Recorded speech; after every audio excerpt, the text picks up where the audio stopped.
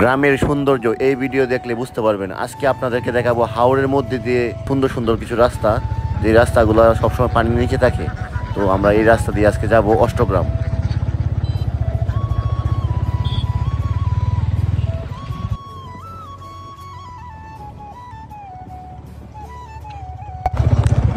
গ্রামীণ মেঠো পথ ধরে আমরা যাচ্ছি হচ্ছে ছাত্তিশ্বর।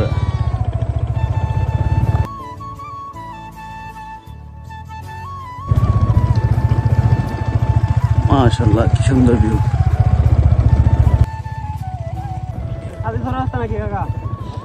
এদিকে ছাত্তিশ্বর কি অষ্টগ্রাম যান যাবো? আমরা অনেক ক্লান্ত হয়ে গেছি, এখন লেবু শরবত খাবো।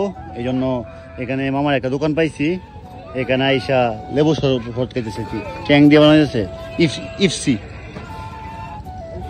সাথে এই যে বাবু আছে। লেবু শরবত দেন, গাইমে গেছি গা। লেবু শরবতটা খাইলে হয়তো একটু ক্লান্তিটা দূর হইব। এই হচ্ছে সেই লেবু শরবত, সাথে আবার ট্যাঙ্ক ইফসি মিশাল আছে। নো বাবু খাও। বিসমিল্লাহির রহমানির রহিম।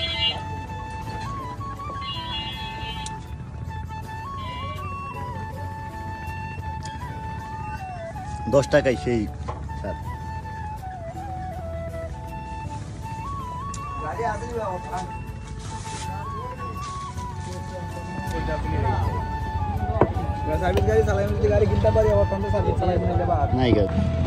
আমাদের মুরাদ ভাইকে এখানে পেয়ে গেলাম।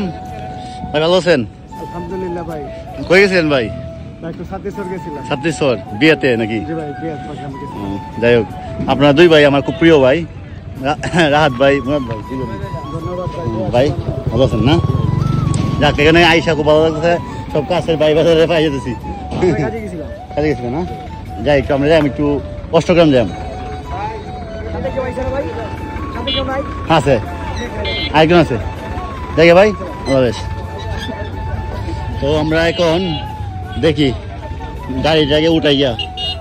ও টিয়া পয়সা তো দাম লাগবো। টিয়া দিচ্ছি না, টিয়া না যাইতেছি গা। টিয়া তো দাম লাগবো না?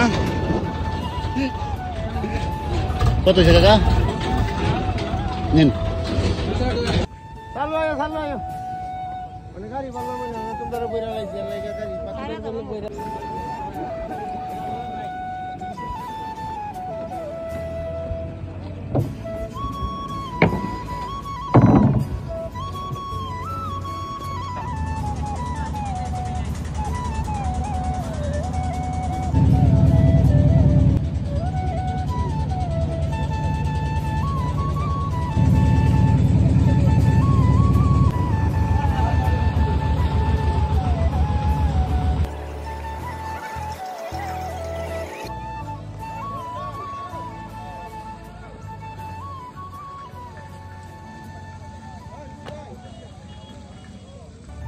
আমরা ছাত্তিশ্বর চলে আসছি, এখন এই রাস্তা দিয়ে অষ্টগ্রাম যাব।